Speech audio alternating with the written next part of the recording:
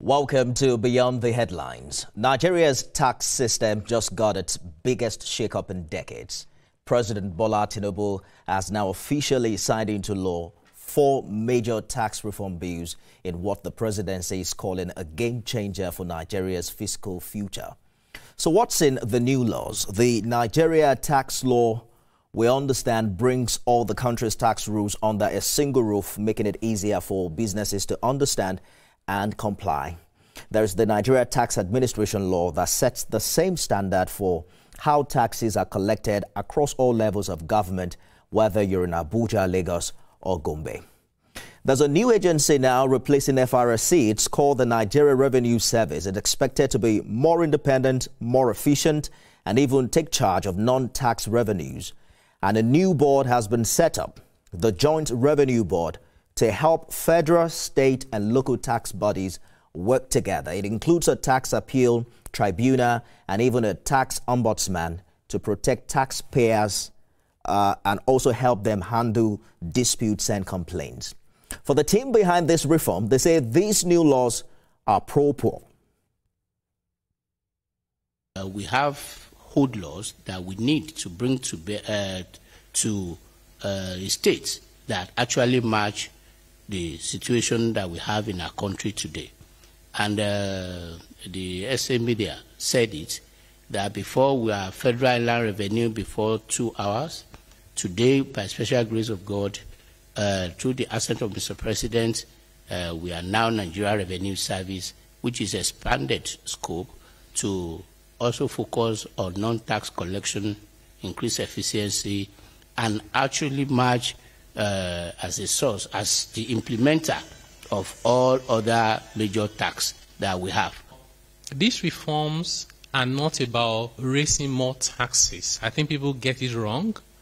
A lot of people, including analysts and commentators, will say, oh, where are they going to get the more taxes from? Nigerians are poor. This is exactly trying to relieve people of the burden of taxes. These tax laws, they are now laws, are pro-poor in particular. More than 1/3 of workers in both the private and public sector will now be exempted completely from PAYE. They will not have to pay personal income tax. Small businesses, over 90% of small and micro nano businesses, will no longer have to worry about paying corporate income tax or charging VAT or even deducting withholding tax or paying PAYE for their employees. What this means is that there will be more money in the hands of the ordinary Nigerian to take care of their daily needs.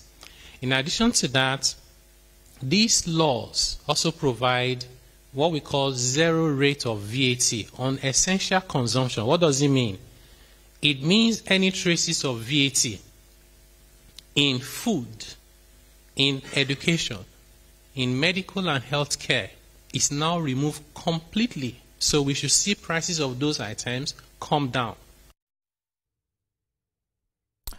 Well, getting here wasn't easy. The road to reform was rocky, especially in the National Assembly, where we saw a major pushback from some lawmakers who feared the reforms would favor stronger states like Lagos and Rivers, while putting others at a disadvantage. Some even branded the bills anti-North, warning they could, strip states of control over their own tax affairs.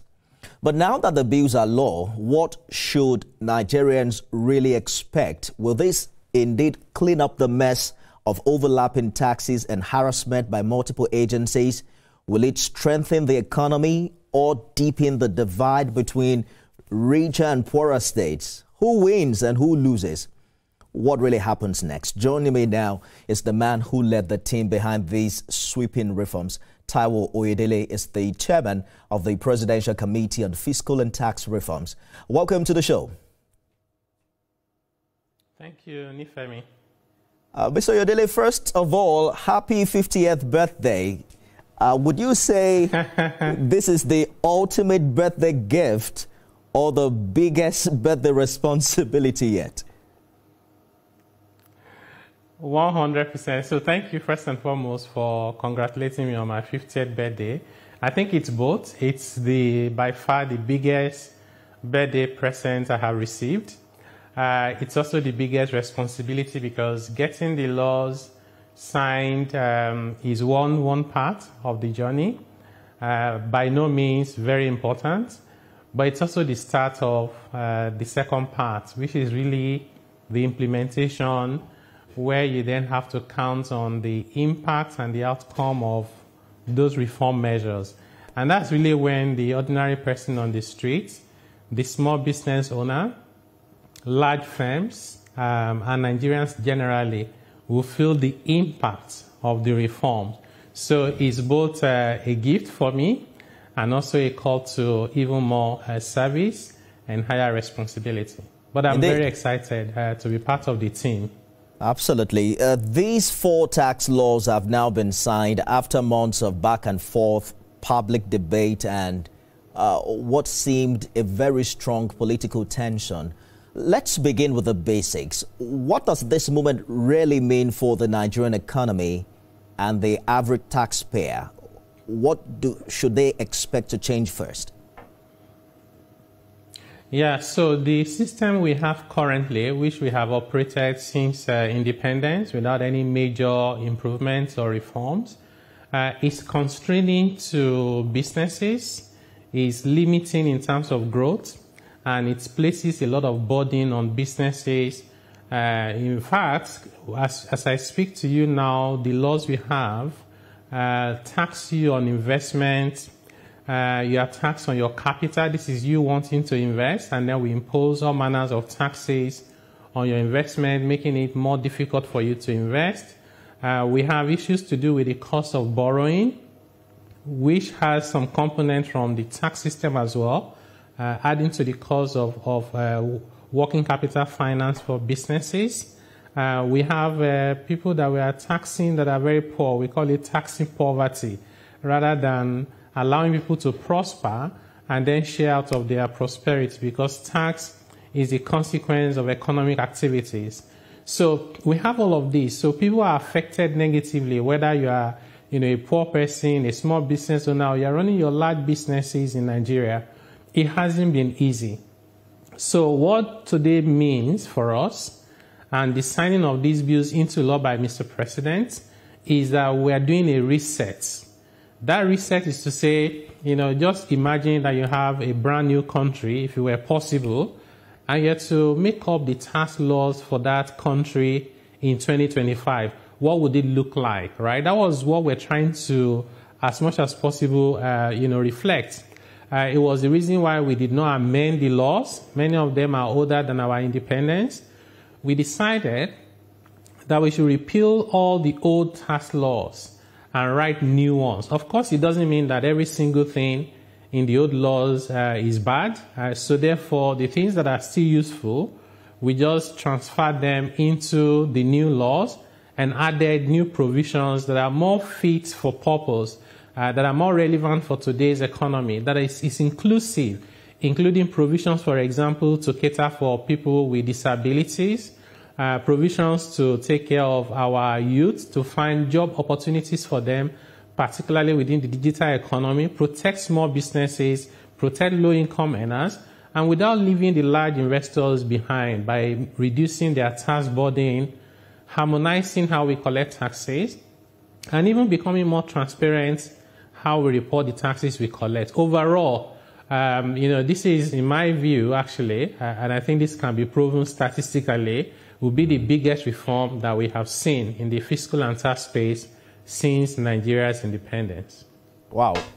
So for salary earners, should they expect to get more in their accounts now? Does it mean that they will be paying less as tax? Yeah. So first and foremost, the laws, even though we can say the bills have been signed into laws, and as we speak now, we have new laws, they do not take effect until the 1st of January 2026. And that's on the recognition that the magnitude of the transformation that these bills, these laws are going to bring about require that we prepare for it, both from the government side, whether it's tax officers at the federal level, at the state level, local governments, government agencies, tax professionals, organizations in terms of their tax compliance. There's a lot to do with technology adoption, upgrading. There's a whole lot that we need to do. We need to issue a lot of regulations, guidelines, and public notices. So we want to give ourselves sufficient time. Even the 6 months we have is not sufficient, but we need to recognize the sense of urgency because we cannot wait. So therefore, the reduction in the PAYE of employees that will result in higher salaries, take-home pay for them, will not take effect immediately. Unfortunately, it will take effect from January 2026 because, like I said, we need to prepare for the implementation. For more than 95% of Nigerian workers, when that law takes effect, January 2026, they will see an uplift in their take-home pay, giving them the headroom to cater for their needs better. But for the top 3% thereabouts, those are the very high income earners, and you may be one of them, Nifemi. You may see a slight reduction. You probably have to break it out to reduction. You may see a slight reduction in your pay, and this is the way it is everywhere in the world. So if you earn about 5 million naira a month, while that may not be enough for you, you are clearly not a poor person.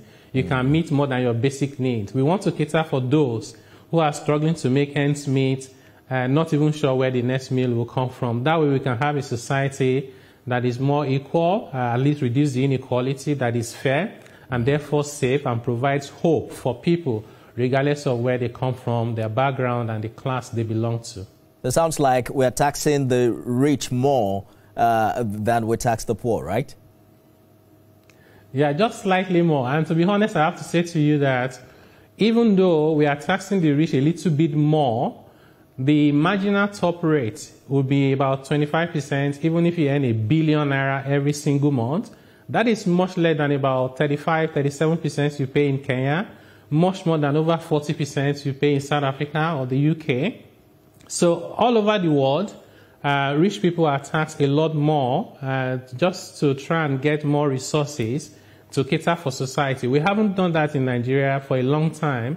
In fact, as I speak to you now today, the laws we have for personal income tax is such that low-income earners are made to pay the same top marginal income tax rate as billionaires. There is no really any way to explain that. It does not make sense. It is not right, and it's not sustainable. So that's what we are trying to fix. In fixing it, protecting the poorest people, you would also agree with me, it means that government will be losing money. And if you do not find you may not totally balance the loss in revenue, but you must make an attempt. Otherwise, you'll be solving one problem of protecting the poor and creating a bigger one of making the state go broke and being unable to pay even salary of the civil servant. So it's a balancing act, and we think that this balance we're able to arrive at is fair and equitable to everyone. And this will impact workers in the private sector as well, right? Yes, so if you earn a lot of money, whether you're in the public sector or private sector, you pay a little bit more. Let's take a short break, Mr. Oyedele, and we'll be back with more. Stay with us, everyone. Mr. Taiwo Oyedele is the chairman, Presidential Committee on Fiscal and Tax Reforms. Mr. Oyedele, thank you so much for staying the course on the show. You are replacing the FRRS with the Nigeria Revenue Service. What's the difference, and why should Nigerians trust this new agency to do better? Yeah, so trust is earned. It cannot be decreed. So we can't sign a law today and say from now on, everybody has to trust the government or trust the FRS or the Nigerian Revenue Service. No, that's not the intention. The intention is to set the legal framework that shows intentionality, that shows sincerity of purpose, and that it's very open and honest with the Nigerian people. Because, by the way, all these tax laws, bills that have been signed into law today were co-created by Nigerians. So even though I may be the face of the committee and the reform, I've got more than 100 committed, prominent Nigerians from all walks of life, that did the work. So it was co-created. The point being that the whole idea is that at the end of the day, if you set the framework correctly, then you have a better chance of succeeding when it comes to implementation, which is where we're getting to just now. And in the process of doing that, we can earn the trust of the Nigerian people. I'll give you an example. If you look around today and you Google on the internet, you go to physical offices, you will not see any tax revenue report that is up to the world standard, the world-class standard, like something you get in South Africa. And I would encourage anyone who is watching us and is interested to just Google South African Revenue Service annual report. You read the report and you want to pay taxes. We don't have anything like that in Nigeria. So in these new laws, there are very strict requirements as to the quality of reporting, the timeliness of those reporting, and making them available and accessible to the public. Because, to be honest, without transparency, you cannot build trust. If you're hiding something from me, then maybe I should be concerned. So the Nigeria Revenue Service, on one hand, is taking over all the roles of the FRS and more, helping us to deal with harmonization of tax collections, particularly at the federal level, helping us to build capacity for exchange of information, for using technology, and ensuring that there's reliable data, both for fiscal and tax purposes, making it easier for people to pay taxes. I always say, in various conversations when I make presentations and speak to friends, to say it should not be harder to pay taxes than it is to pay for pizza, or if it's amala you want to buy, because when you buy pizza or amala, you're getting something directly in exchange for the money you paid. So which means if there's a little bit of issues there, maybe you don't mind. Imagine taxes. You pay for taxes, you hope to get the benefits, you may not get it, and sometimes it's so indirect. You can't correlate it with the taxes you pay. So it's hard already to want to pay taxes. We shouldn't make the process of paying it too hard. These are the things that the new Nigerian Revenue Service will be dealing with, including using technology, fiscalization to make evasion harder. What we are trying to do is to make tax evasion very hard and expensive and costly, and to simplify doing the right thing so that Nigerians will wake up every day focusing on doing their legitimate activities and not have to worry too much about administrative burden and what the other person is doing. Some people are worried, though, that the new agency, the NRS, might become a little bit too powerful. How do you make sure it doesn't overstep or become another problem? I do not agree with that view. I know people see it as if the revenues that you collect as Nigerian Revenue Service is being managed by the Nigerian Revenue Service. So any tax you pay to the Nigerian Revenue Service does not hit their bank accounts. The head of the FRS today and NRS subsequently has no control over even 1 naira.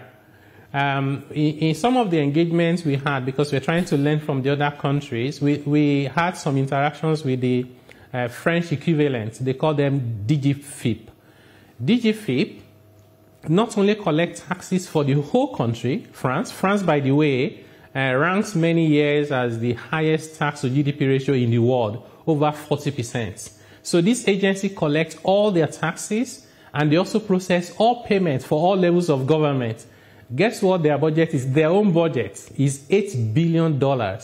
And they collect more than 1 trillion, not even dollars, euros. They collect more than 1 trillion euros. Nobody talks about them being too powerful.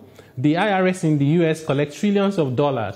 So the framework we have set out in the laws, governance, conflict of interest, reporting, all of that are there for checks and balances. In addition to that, the NRS will still report to the Ministry of Finance, and of course, there's the National Assembly with oversight powers, and ultimately, this person is responsible to Mr. President per time. And there's the Nigerian people with the ultimate power to ask questions because there'll be more transparency, more information available. So I'm quite comfortable that governance structure is what is important, not the size of your revenue in terms of whether you're going to be too big or out of control. The tax administration law, I believe, is now mandating everyone, federal, state, and local governments, to follow the same tax rules, right? But